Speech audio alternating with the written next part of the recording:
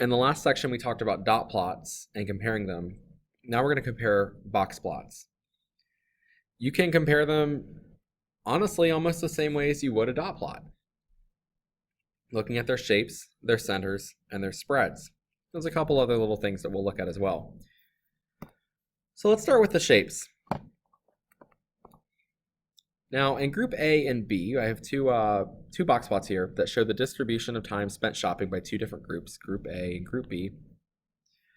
And if we look at the dot plots, they look very similar.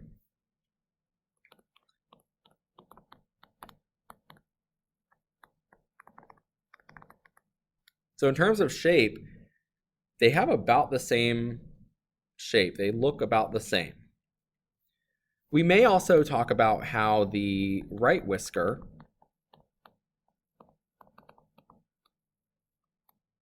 which is this right here, the right whisker, is shorter than the left. So they're very similar looking box plots, but the right whisker on both is shorter than the left. Okay, now let's look at the center. Remember, center means median. And in group A, I see a median right here, which is, it looks like it's about 47.5. And in group B, it looks like it's 40. So we could say that group A has a larger or higher median than group B. Okay, C, we want to look at these spreads, and spread just means range. Okay, we're going to look at the range. So we see the range in group A goes all the way here. Looks like it could be 5 to 65. And in group B, it looks like it goes from maybe 7 or 8. We could say 7.5 because we're not 100% sure, to what looks maybe about 66.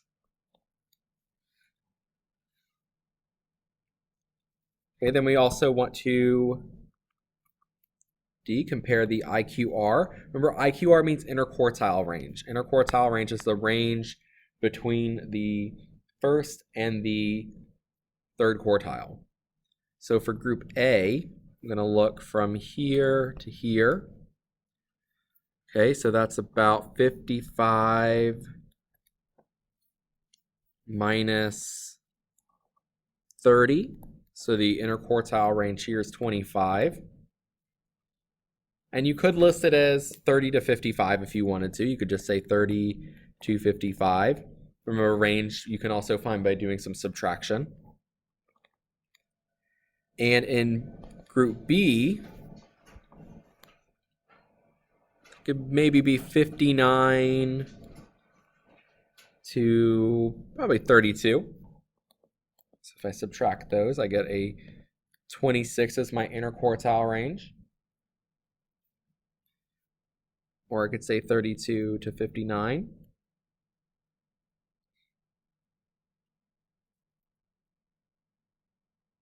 So the boxes are pretty similar. If you look at their ranges, group A is 25, group B is 26. So we could just make the conclusion that these are very similar sets of data. Okay, they have a very similar whisker on the left, both about the same size, very similar box, very similar right whisker. They're very similar sets of data, just one maybe has a higher median than the other. Okay, now if I were to ask you which group has greater variability in the bottom half of the data, what I mean is to look at the bottom 50%. And I'll go ahead and circle that in blue. Bottom 50% means the first two quartiles. So from here, the minimum to the first quartile and the first quartile to the median. That's the bottom 50%. Okay, we've seen that before. So I want to see which group has the greatest variability in the bottom half. And it looks like group A has the greater variability.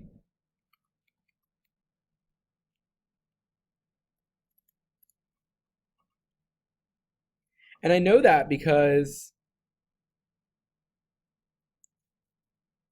there's a wider range of data from the minimum to the median.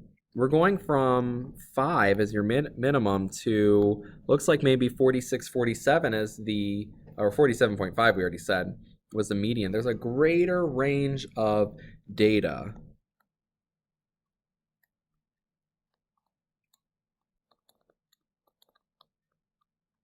or there's a greater range within the data than there is in group B. We have the smaller range from the minimum all the way up to the median.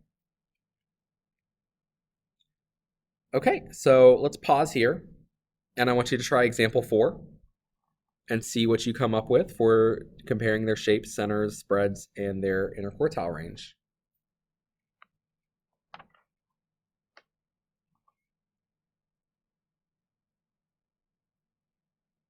So in example 4, we have 2 box plots which show the distribution of the number of team wristbands sold daily by 2 different stores over the same time period. So let's go ahead and compare their shapes. So you should have said that the box and whisker, or at least the box and the right whisker, are much longer on store B. Or I should say they're much longer on store A than they are on store B. Sorry for that.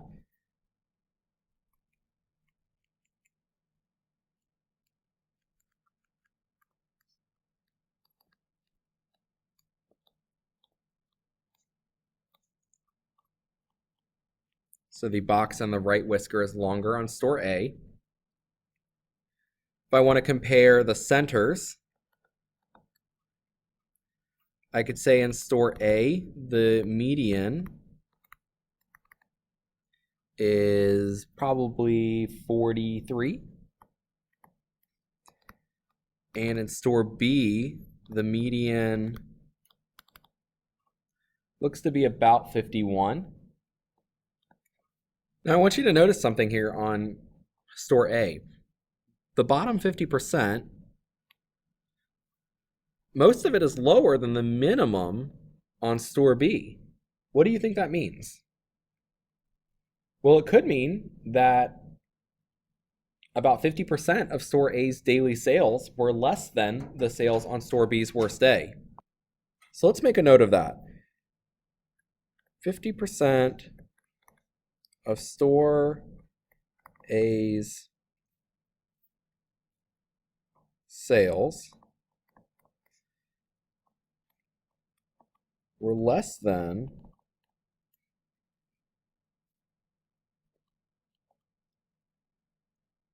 the worst day at store B. Okay, so we can already tell that store A isn't doing as well as store B is. Okay, let's compare their spreads. And we can see that store A has a much larger or wider spread.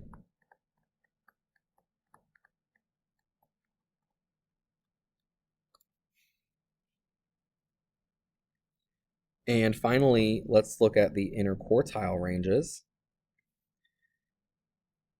It looks like store A goes from 55 to 30 or 30 to 55, which gives it an interquartile range of 25. It's A. And store B looks like maybe it's 47 to 65. So 65 minus 47 gives you an interquartile range of 18. So it has a smaller interquartile range. Some other things you might want to say about this data is that if you look at store B, we have 4 pieces of information here. 4 of its values on the box plot are greater than the median on store A. So we have 4 of its values. Its first quartile, its median, its third quartile, and its maximum are greater than the median on store A. What do you think that says about store B? Well, it probably says that store B had a greater number of sales.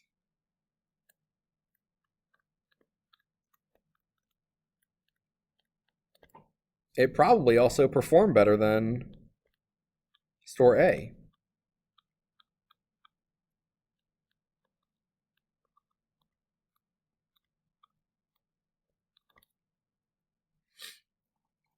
All right, so that's it on comparing box plots. So similar to dot plots, we're just going to compare their shapes. So when we talk about their shapes, we are really looking more at their whiskers. We are looking at the shape of their box. We are comparing their medians. We are comparing their spreads. So just like we did with dot plots, comparing their ranges. And then it's also important that we want to look at the interquartile ranges.